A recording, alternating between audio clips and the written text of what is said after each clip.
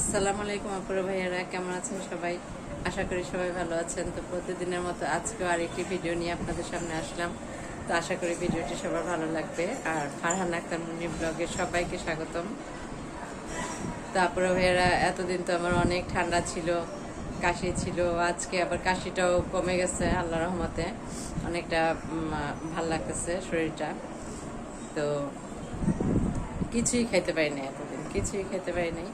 এখনো যে পারতেছি তা না, যাই খাইতেছি ভর্তা টর্তা দিয়ে ভাত টাত খাইতেছি, টক খাইতেছি, যেন কাশিটা কমে আর যেন ভাতটা মুখের রুচিটা আসে সেজন্য।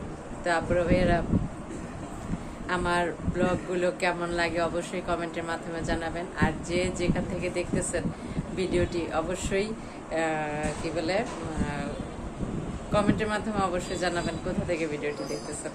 আর হলো ভালো লাগলে অবশ্যই একটা লাইক করবেন। আর যে ভিডিওটি দেখবেন সবাই একটা করে সাবস্ক্রাইব করবেন। আর আপনারা ভাইয়েরা, আপনাদের লাইক কমেন্ট সাবস্ক্রাইব দেখলে মানে নতুন নতুন ভালো ভালো ভিডিও বানাতে আরও উৎসাহ জাগে। তো এই ঠান্ডার কারণে আমি এতদিন বাইরে যেতে পারি নাই, মানে ঘরের ভিতরে যা করছি সব কিছুই আপনাদের সাথে শেয়ার করছি। আমাদের পরিবারের আমার ভাইয়ের সাথে কথাবার্তা দুষ্টামি, আমার সব কিছুই রান্না বাড়া খাওয়া দাওয়া সব কিছুই ঘরের ভিতরেই শেয়ার করছি। আর হলো শরীরটা একটু সুস্থ হলে আমি বাইরে যাব, ঘুরতে যাব, তখন আপনাদের সাথে বাইরের সব কিছুই শেয়ার করব। আর অবশ্যই সবাই আমার পাশে থাকবেন। আর আমাকে যেহেতু আমার চ্যানেলটা নতুন, সেই জন্য আমি বলতেছি, বারবারই বলতেছি আপনাদেরকে যে অবশ্যই আপনারা আমাকে লাইক করবেন। আর একটা লাইক করবেন আর একটা কমেন্টের মাধ্যমে জানাবেন, ঠিক আছে বাপুরা ভাইয়েরা? তো দেখতে থাকুন কি রান্না করি। আজকেও মাংস তরকারি রান্না করব, কিন্তু হলো আমি মনে হয় না মাংস তরকারি দিয়ে খেতে পারবো যে। তো দেখি কি দিয়ে খাই। দুপুরে রান্না শুরু করতেছি। তো এখন রান্না বাড়া করে পরে আপনাদের সাথে দেখা করবো খাওয়ার সময়।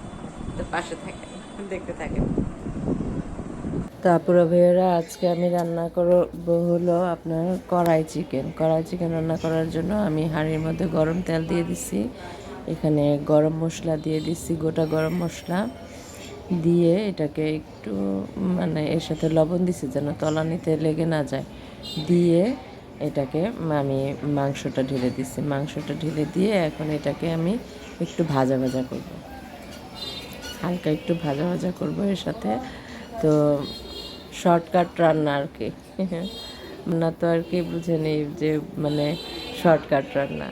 তো একটু ভাজা ভাজা হয়ে গেছে, এখানে আমি দিয়ে দিব এই আদা রসুন না, আগে দিব হলো আপনার পেঁয়াজ, কাঁচা পেঁয়াজ কুচি, অনেকগুলো পেঁয়াজ কুচি আমি দিয়ে দিচ্ছি এখানে।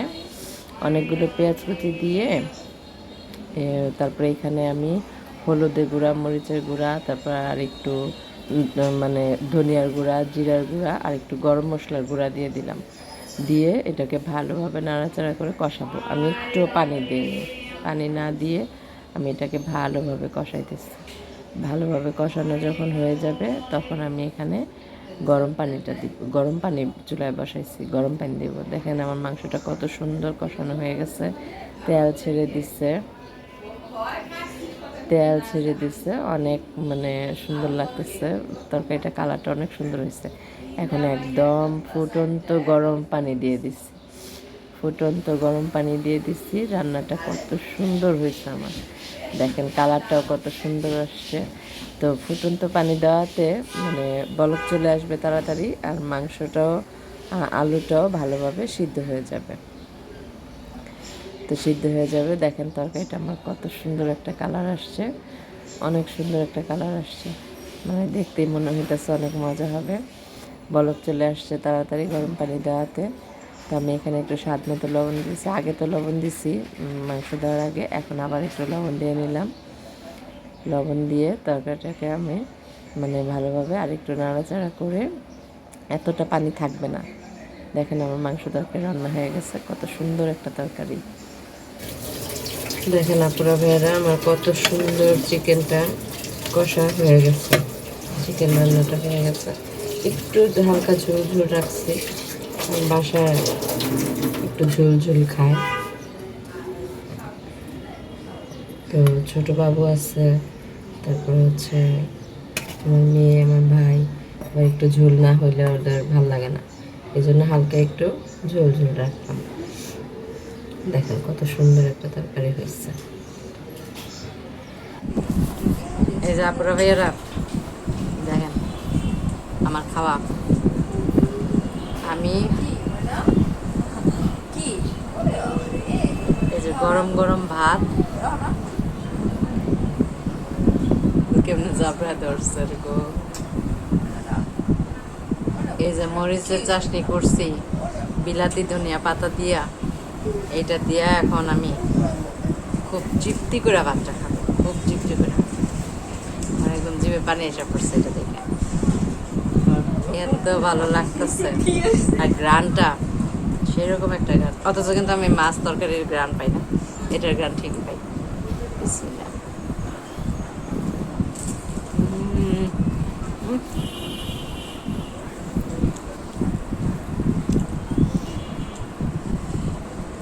যেমন ঝাল হয়েছে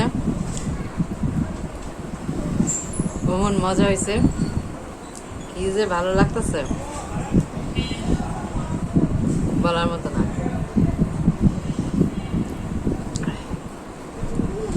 ওইদিকে আমার ভাইয়ের ছেলে দেখেন কেমন দুষ্টুমি করতেছে, অনেক ভালো লাগতেছে অনেক।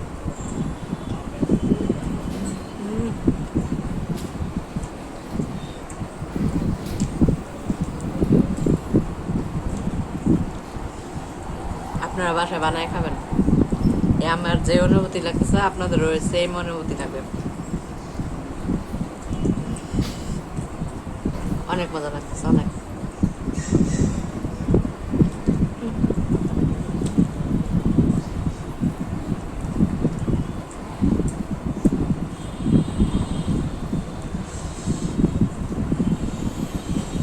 ভর্তা চাশনি এগুলোর উপরে কোনো খাবার আছে বলো?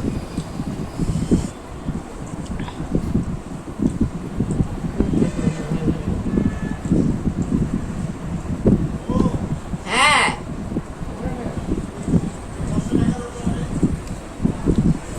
তো দেখতে থাকুন আপনারা ভাইয়েরা,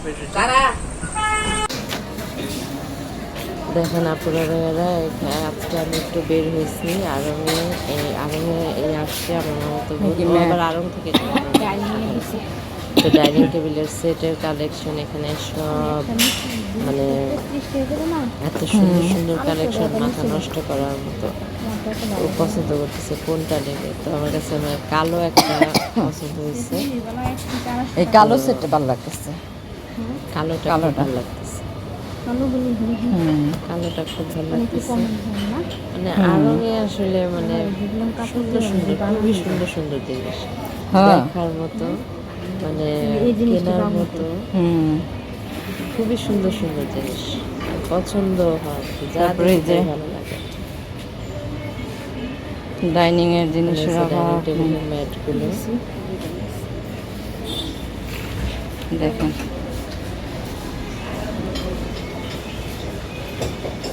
এগুলি সব ডাইনিং টেবিলের কানেকশন, অনেক ভালো লাগতেছে।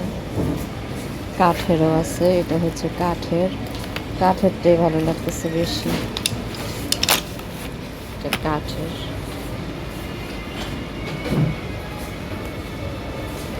পার পিস 90 টাকা, কাঠেরটা কত? 252 টাকা পার পিস।